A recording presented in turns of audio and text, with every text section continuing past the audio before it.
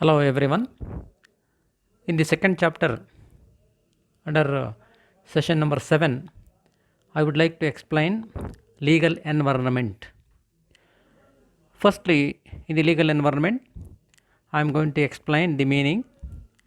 Meaning says the environment, that is legal environment, means the laws which are passed by the government for business operations is called legal environment. That means laws which are passed by the government for business operations is called as legal environment.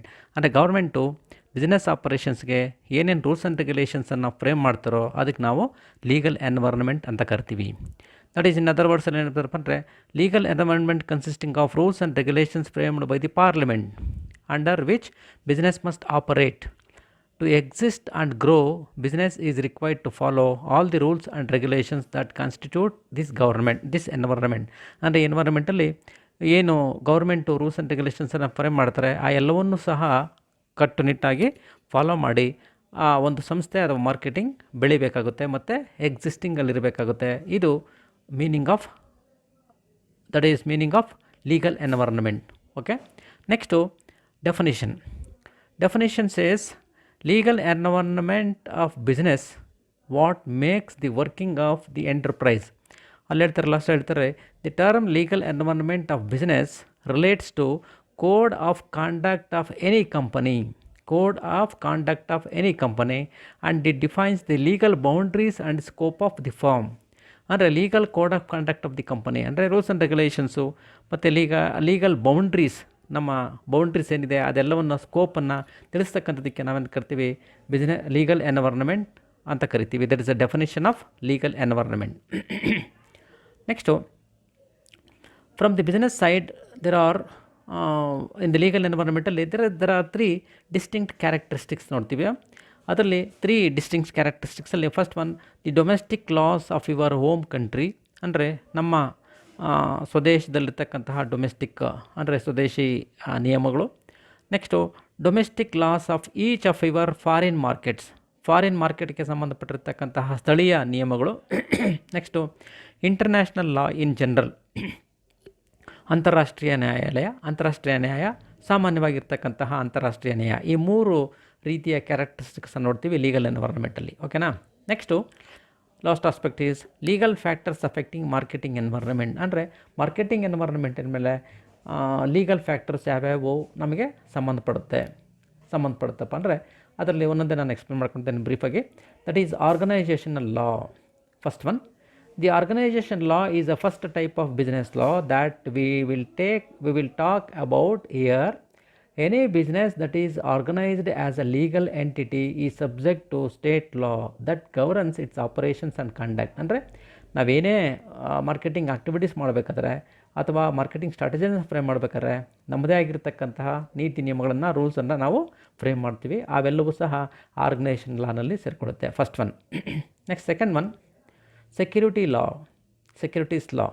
If a business is seeking to obtain finance through different types of investors, it may be subject to legal issues such as security law. ಅಂದರೆ ಈಗ business enterprise ಸ್ಥಾಪನೆ ಮಾಡ್ತೀವಿ ಅಂದರೆ ನಮ್ಮ own ಬಿಸ್ನೆಸ್ಸಲ್ಲಿ own ಹಣದಲ್ಲಿ ನಾವು ಸ್ಥಾಪನೆ ಮಾಡೋದಕ್ಕೆ ಕಷ್ಟ ಆಗುತ್ತೆ.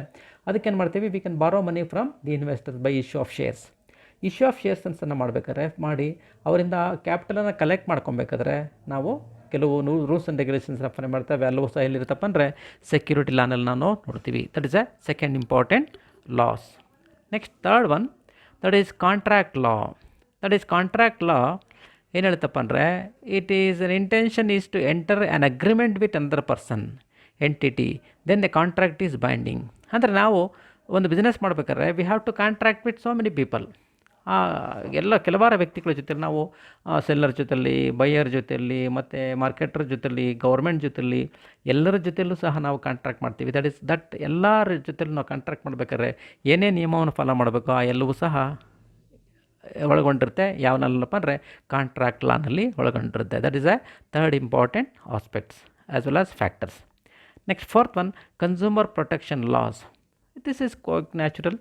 That is, some businesses acts unfairly towards their consumers.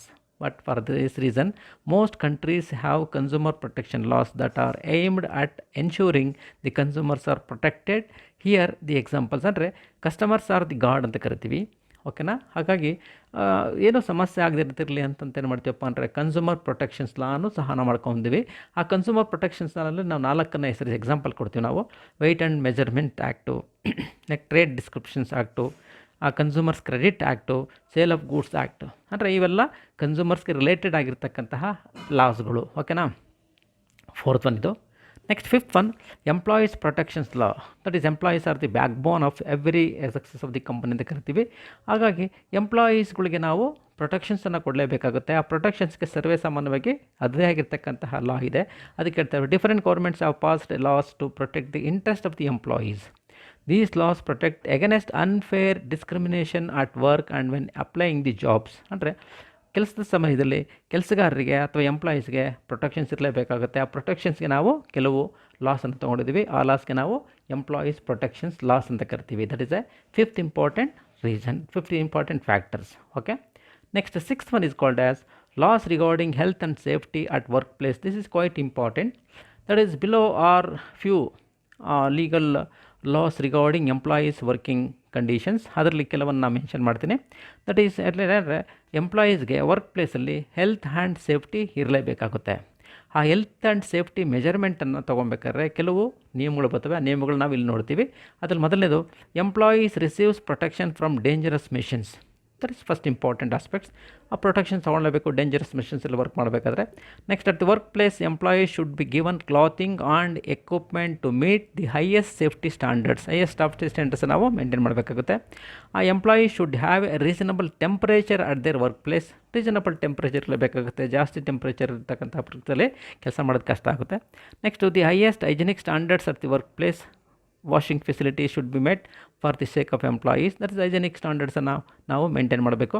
Then employees to have enough breaking periods while working. Work ಮಾಡ್ಬೇಕಾದ್ರೆ ನಾವು ಕಂಟಿನ್ಯೂಸ್ ಆಗಿ ವರ್ಕ್ ಮಾಡಬೇಕಾದ್ರೆ ಸಮಸ್ಯೆ ಆಗುತ್ತೆ, ಆ್ಯಸ್ ವೆಲ್ ಆಸ್ ಟೆನ್ಷನ್ ಆಗುತ್ತೆ, ಆ್ಯಸ್ ವೆಲ್ ಆಸ್ ಸ್ಟ್ರೆಸ್ ಆಗುತ್ತೆ.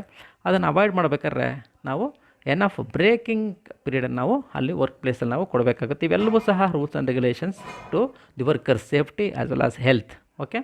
6th one. Next 7th one security against upsides termination of employees. ಎಂಪ್ಲಾಯೀಸನ್ನು ನಾವು ನಮ್ಮ ಮನಸ್ಸಿಗೆ ಬಂದಂಗೆ ನಾವು ತೆಗೆದಾಕಂಗಿಲ್ಲ, ಟರ್ಮಿನೇಟ್ ಮಾಡೋಂಗಿಲ್ಲ. ಆ ಟರ್ಮಿನೇಟ್ ಮಾಡಬೇಕಾದ್ರೂ ಸಹ ಕೆಲವಾರು ನಿಯಮಗಳನ್ನು ಅನುಸರಿಸಬೇಕಾಗುತ್ತೆ. ಅದನ್ನು ಹೇಳ್ತಾನೆ, ಇಟ್ ಈಸ್ ಇಲ್ಲೀಗಲ್ ನಾವು for business to dismiss the employees for joining trade unions or for expecting a baby unless you choose to ignore the new legal factors in the business. That is another important factors, that is security against opposites of termination of employees. Next 8th one, that is immigration laws. That is ವಲಸೆ ನಿಯಮ ಅಂತ ಕರಿತೀವಿ. That is after pestle analysis research economists conducted to find that aspects of immigration positively contribute to a society. That is ಸರ್ವೇ ಸಾಮಾನ್ಯವಾಗಿ ಈಗ ಸುಮಾರು ನಾವು ನೋಡ್ತೀವಿ. For instance lately American societies have shifted to a more educated hi-tech lifestyle. ಇಲ್ಲಿ ಈಗ ನಮ್ಮ ಇಂಡಿಯಾದಲ್ಲಿರ್ತಕ್ಕಂಥ ಸುಮಾರು ಜನ ಟೆಕ್ನಿಷಿಯನ್ಸ್ಗಳು ಮತ್ತು ದಟ್ ಈಸ್ ಸಾಫ್ಟ್ವೇರ್ ಇಂಜಿನಿಯರ್ಸ್ಗಳೆಲ್ಲ ಅಮೇರಿಕಾದಲ್ಲಿ ತಮ್ಮ ವರ್ಕನ್ನು ಮಾಡ್ತಿದ್ದಾರೆ. ಯಾಕಂದರೆ ಇಮಿಗ್ರೇಷನ್ಸ್ ಆಗಿ ಅಲ್ಲಿ ವರ್ಕ್ ಮಾಡ್ತಾರೆ. ಈಗ ನಿಮಗೆ ಹೇಳ್ತೀವಿ more than 20% of the Indian peoples are working in America. Quite natural. ಇದು ಲಾ ನಿಯಮದ ಪ್ರಕಾರನೇ ಅಲ್ಲಿ ಹೋಗಿ ಅಲ್ಲಿ ಕೆಲಸ ಮಾಡ್ತಿರ್ತಾರೆ. ಇದಕ್ಕೂ ಸಹ ಅವಕಾಶ ಇದೆ. ಇವನ್ ಫಾರಿನ್ ಪೀಪಲು ಸಹ ಇಂಡಿಯಾದಲ್ಲಿ ಬಂದು ಸಹ ಕೆಲಸ ಮಾಡ್ಬೋದು. That is immigration law. ಇದು ಸಹ ಸರ್ವೇ ಸಾಮಾನ್ಯವಾಗಿ ನೋಡ್ತೀವಿ ನಾವು ಲೀಗಲ್ ಎನ್ವೈರನ್ಮೆಂಟಲ್ಲಿ. Next last one is called as government procurement laws. That is government through its contracting rules regulations procedure dictates the way of business work it. That is business work ಮಾಡಬೇಕಾದ್ರೆ, marketing work ಮಾಡಬೇಕಾದ್ರೆ ಏನು ಮಾಡ್ತಪ್ಪ ಅಂದರೆ government ಸರ್ವೇ ಸಾಮಾನ್ಯ ಕೆಲವು rules and ರೆಗ್ಯುಲೇಷನ್ಸನ್ನು, that is rules regulations ಪ್ರೊಸೀಜರ್ಸನ್ನು ನಾವು ಅದನ್ನು ಅಳವಡಿಸ್ಕೊಂಡು ಅದನ್ನು ಬಿಸ್ನೆಸ್ ಮತ್ತು ಮಾರ್ಕೆಟಿಂಗ್ ಆ್ಯಕ್ಟಿವಿಟಿ ಮಾಡಬೇಕಾದ್ರೆ ಅದನ್ನು ಅವ್ರಿಗೆ ಎನ್ಫೋರ್ಸ್ ಮಾಡಿದಾಗ ಕರೆಕ್ಟಾಗಿ ಕೆಲಸವನ್ನು ಮಾಡೋದಕ್ಕಾಗುತ್ತೆ. That is also government procurement laws ಅಂತ ಕರಿತೀವಿ. Okay, this are all the factors affecting legal factors affecting marketing.